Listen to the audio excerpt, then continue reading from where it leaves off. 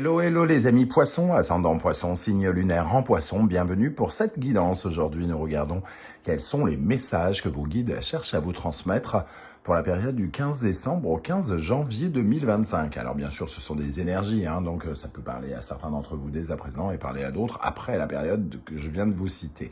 Je vous rappelle également que c'est un tirage général qui ne peut pas parler à tous les poissons en même temps et de la même façon. Il n'a pas vocation à parler à tout le monde, c'est impossible.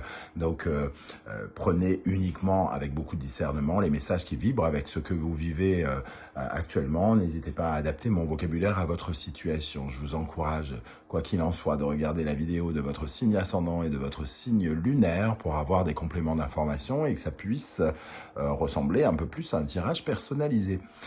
Ok, très bien. Je tenais à remercier toutes les personnes qui ont fait des dons sur la plateforme PayPal et sur le Super Thanks qui est juste en dessous de la vidéo. Merci infiniment. En cette période de fête, ça fait plus que plaisir.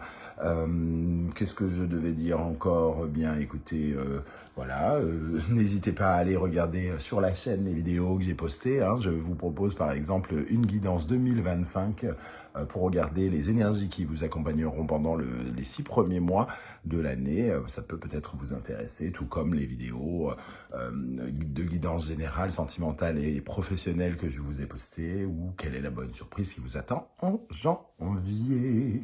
Allez, on y va avec l'énergie de ce message qu'on souhaite vous transmettre, avec pour commencer une carte de l'oracle de la déesse sombre. N'oubliez pas de liker, je vous en remercie pour me soutenir.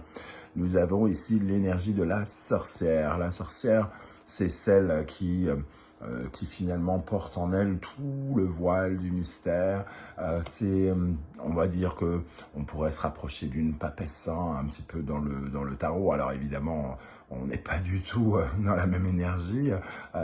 Cette sorcière, elle nous dit d'aller chercher au fond de nous la connaissance pour apprendre à mieux découvrir qui l'on est, comment on perçoit les choses, comment on ressent les choses, quelles sont les formules magiques qui finalement nous font réagir, nous font avoir une perception puissante de notre vie, des choses qui sont autour de nous. Ici, j'ai l'impression que on vient vous inviter à profondément lever les voiles de ce que vous refoulez, par exemple, de ce que vous cachez, de ce que vous cachez à vous-même. Il y a encore ici de la substance, de la matière à aller... dont vous devez prendre connaissance. Alors, est-ce qu'on parle tout simplement de vous connecter davantage à votre intuition, de cesser de refouler des émotions, des sentiments, ou quelque chose comme ça, de ne pas garder pour vous des ressentiments et au contraire lever le voile en exprimant beaucoup plus ce que vous ressentez au plus profond de vous-même. Voilà le type de message, en tout cas, dont nous parle cette sorcière. Pour moi, il y a quelque chose que vous devez découvrir. Vous devez partir à la rencontre. Alors, j'ai l'impression qu'il y a quand même une dimension très personnelle. Un peu partir à votre rencontre. Vous entreprenez des choses, vous mettez en place des choses et peut-être que vous avez besoin aussi d'être beaucoup plus connecté à vous encore pour aller justement avec beaucoup plus de sagesse, de maturité, aller puiser en vous une force, des connaissances. Par exemple. Alors évidemment, pour d'autres, d'un point de vue beaucoup plus clair, peut-être qu'on parle d'apprendre justement, d'apprendre, de ne pas avoir peur d'apprendre de nouvelles connaissances, de lever le voile sur ce que vous ne maîtrisez pas actuellement, et vos guides dans ce cas vous disent que peut-être il vous faut matière supplémentaire, de la matière, des connaissances supplémentaires, apprendre une nouvelle langue, faire quelque chose de nouveau pour vous, pour justement maîtriser beaucoup mieux les choses et peut-être être plus à l'aise, puisqu'ici on nous parle vraiment d'apprendre. Avec l'oracle de la musique, quel est le chakra qui est touché par ce message de vos guides et de l'univers. Nous avons le chakra sacré. Alors, je m'accepte moi-même et je m'aime avec le chakra sacré, je vais y arriver, qui est, pardon, le chakra finalement des désirs, des relations épanouies avec les autres et aussi de la créativité, de ce que vous enfantez. Donc ici, apprendre peut-être plus en profondeur comment vous voulez mettre en place les choses, comment vous pouvez vous autosuffire, à quel point vous pouvez vous autosuffire. Est-ce que les projets que vous mettez en place sont mis en valeur par votre personne? Comment vous les mettez en valeur? Ou est-ce que, au contraire, vous devez lever le voile sur le fait que vous avez peut-être besoin de personne, par exemple, pour, au contraire, plutôt que de le faire tout seul, d'agir à plusieurs. On sent ici, en tout cas, le besoin d'être complètement épanoui en soi-même, de s'aimer, d'apprendre à se connaître ici. Est-ce qu'il y a une étape de votre vie où vous avez besoin d'un peu plus de votre respect, de votre amour? Est-ce que vous avez besoin de redorer votre propre carapace parce que des situations du passé vous ont donné le sentiment d'être, comment dire, d'être en difficulté, d'être coupable, d'être médiocre en faisant de mauvaises choses? Est-ce que le passé, finalement, vous permet aujourd'hui d'assumer pleinement qui vous êtes? Ou au contraire, est-ce que vous trompez encore sur vous-même? Est-ce que vous vous racontez des sornettes sur qui vous êtes, par exemple, en refoulant des émotions, en refoulant des sentiments? C'est vraiment de ça dont il s'agit ici. Ça nous parle de votre estime de vous par rapport peut-être aux autres.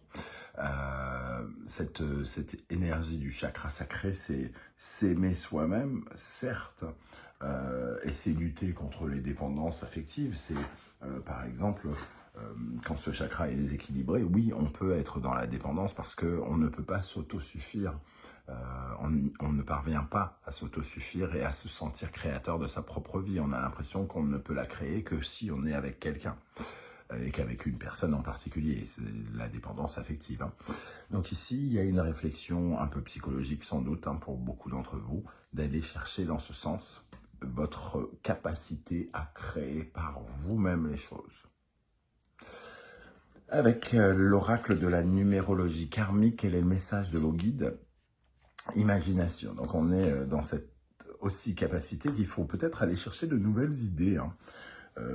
On a quand même l'imagination et le chakra sacré qui nous parle de créativité. Peut-être qu'il y a... il faut lever le voile sur nos idées, donc peut-être enlever les tâches, les mensonges qui font que on pense réussir telle chose en faisant de telle manière, mais il y a peut-être des choses sur lesquelles on a plutôt l'art de se tromper et de ne pas regarder les choses correctement, ou au contraire, est-ce qu'on a vraiment envie d'imaginer les choses telles qu'on les imagine aujourd'hui? Est-ce qu'on a vraiment envie de les faire telles qu'on les fait aujourd'hui? Ou est-ce qu'on a besoin de prendre conscience et connaissance de ce qui est au fond de nous, de nous-mêmes? Est-ce que les techniques abordées sont celles que l'on veut vraiment utiliser, par exemple? L'imagination ici, elle vient, entre guillemets, nous rappeler qu'il faut exprimer nos idées. Donc, on parlait d'émotions refoulées, et ce genre de choses. Donc, ça va d'une certaine manière ensemble. Mais c'est aussi trouver des solutions, avoir de nouvelles idées, comme je le disais. Prendre du recul suffisamment pour pouvoir percevoir les choses différemment, revoir notre copie, par exemple, si c'est nécessaire. Ici, il y a peut-être effectivement des choses à revoir d'après vos guides. Sur votre affirmation par rapport à ce que vous êtes en train de mettre en place.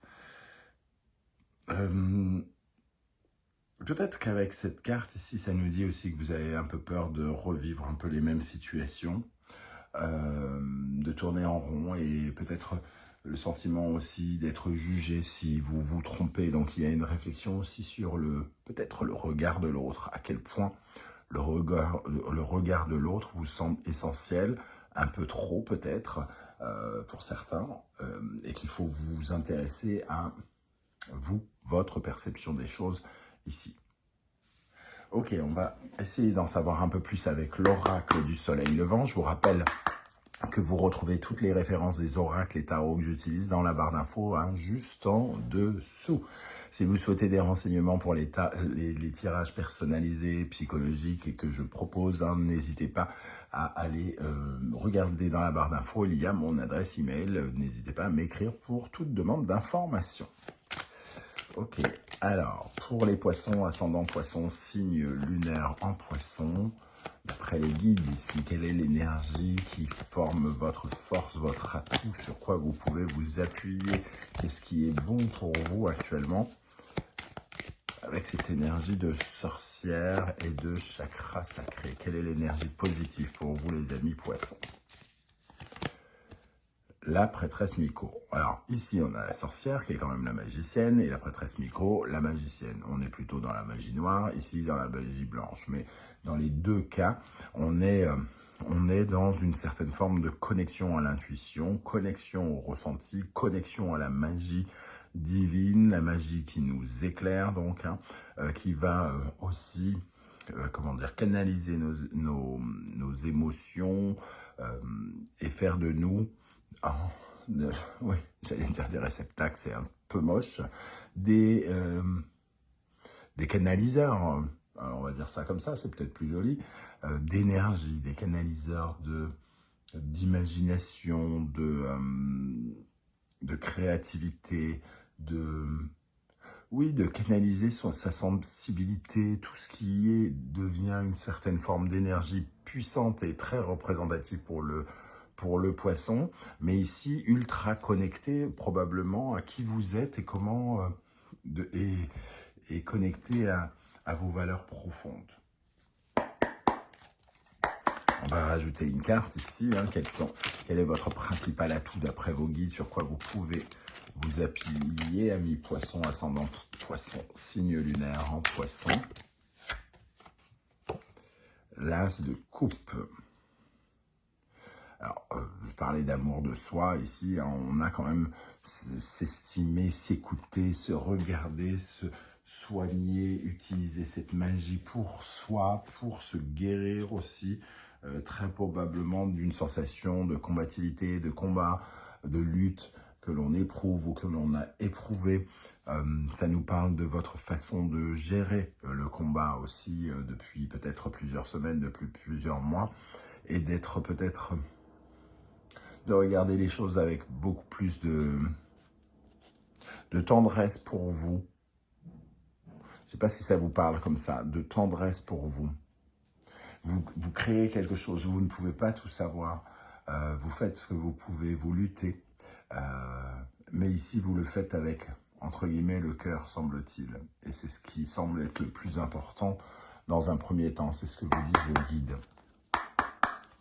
Quelle est l'énergie sur laquelle vous pourriez être amené à retravailler, à rééquilibrer? Qu'est-ce qui vous nuit, vous fragilise, vous ralentit, les amis poissons? Ascendant poisson, signe lunaire en poisson, d'après vos guides. Qu'est-ce qui vous ralentit ici? L'homme. Alors, ici, on est dans une énergie, justement, hein, la prêtresse Miko, la sorcière, une énergie très féminine.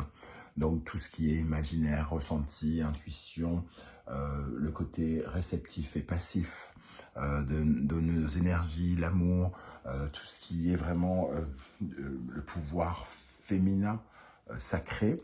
Et ici, ce qui vous ralentit, c'est le pouvoir masculin, donc le pouvoir de réalisation, de construction, d'élaboration, relever ses manches, combativité, bravoure, persévérance.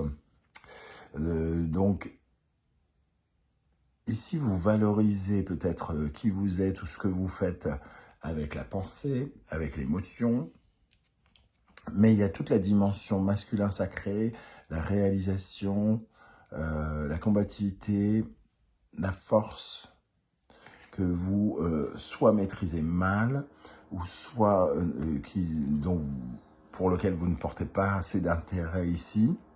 Donc peut-être qu'on vous dit de passer davantage à l'action, hein, d'être à votre écoute et aussi de comprendre ou de réaliser que vous pouvez fabriquer les choses, que vous pouvez les construire, qu'elles ne sont pas que le fruit de votre imagination, que ok, là on est dans le rêve, là on est dans l'intuition, dans tout ce qui est impalpable, et peut-être que c'est le moment de se dire que ça peut être aussi réalisable, qu'on peut le mettre dans la matière, que ça peut donner des vrais résultats, que ça peut remplir les poches, que ça peut, qu'on peut se battre pour ça, pour ses idéaux, pour ses rêves, pour pouvoir les construire.